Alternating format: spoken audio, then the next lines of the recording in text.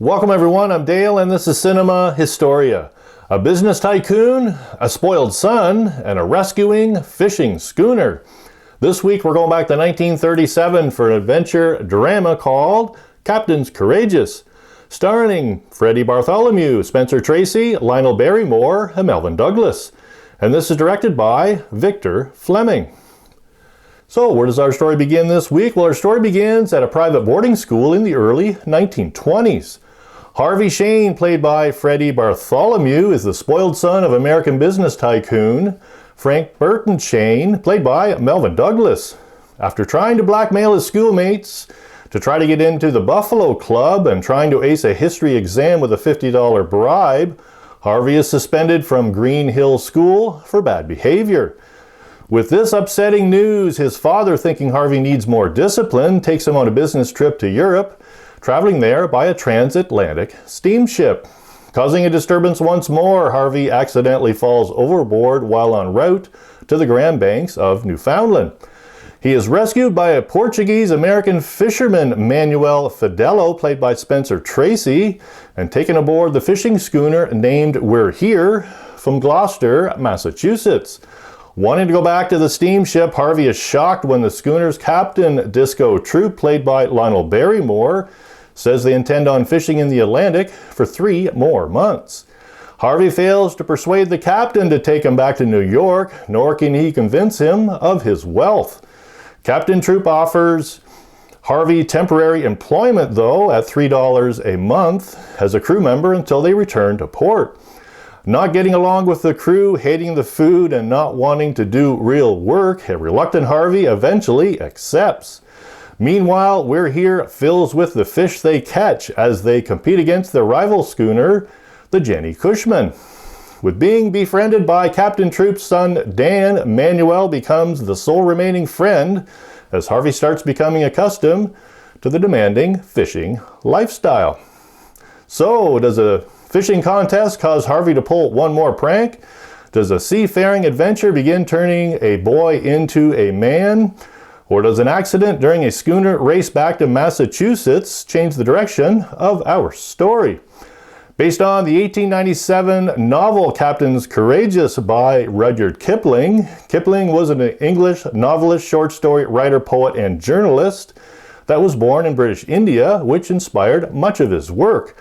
With a 94% rating from the film critic Rotten Tomatoes, the New York Times called the film another of those grand jobs of movie making we have come to expect of Hollywood's most prodigal studio.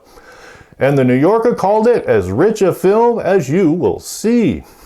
In 1938, this film received 6 nominations and 4 wins, including Best Actor in a Leading Role for Spencer Tracy at the Academy Awards. Tracy was the first actor to win 2 consecutive Academy Awards for Best Actor, the other being Boys Town in 1939. And I have that film if actually someone would like a review on it. Great film. And our trivia question this week: was there an interesting instrument used in our film? Was there an interesting instrument used in our film? So a little more history and the answer to our trivia question coming up next.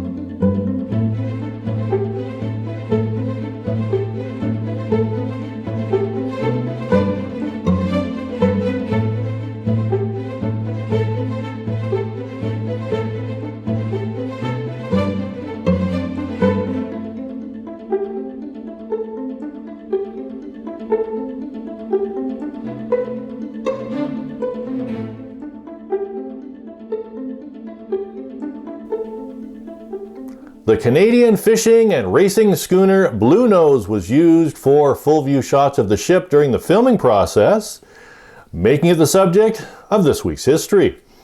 So Blue Nose was a fishing and racing gaff rig schooner built in 1921 in Lunenburg, Nova Scotia, Canada.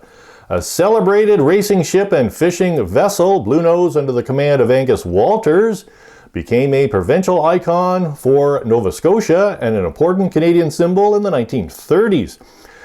The design, a combination of both Nova Scotian and American shipbuilders, was built to compete with American schooners for speed. The vessel, constructed by Smith and Ruland in Lunenburg, used Nova Scotian pine, spruce, birch, and oak, and the masts were created from Douglas fir. The schooner's hull was painted black, carried 10,000 square feet of sail, could carry a crew of 20, and was built at a cost of $35,000. Bluenose was completed in April of 1921 and performed her sea trials out of Lunenburg, departing to fish for the first time on April 15th. The fishing season stretched from April to September, and schooners stayed up to 8 weeks at a time or until their holds were full. After season fishing on the Grand Banks of Newfoundland under the command of Angus Walters, Bluenose set out to take part in the first International Fisherman's Cup. The fastest schooner had to win 2 out of 3 races in order to claim the trophy. Bluenose won the first 2 races, beating American challenger Elsie, and the following year defeated the American challenger Henry S. Ford, this time in American waters off Gloucester. Bluenose remained competitive during the 1920s and 1930s, but unfortunately fishing schooners were becoming obsolete, being replaced by motor schooners and trawlers as the fresh fish industry required faster vessels. During World War II, Bluenose remained at dock in Lunenburg. Being no longer profitable, was converted into a coastal freighter for work in the Caribbean Sea. On January 28, 1946, she struck a coral reef off Haiti. Being wrecked beyond repair, she was abandoned on the reef, leaving the iconic schooner to break apart. This legacy in Canadian history is portrayed on the Bluenose postage stamp by the Canadian government on January 6, 1929.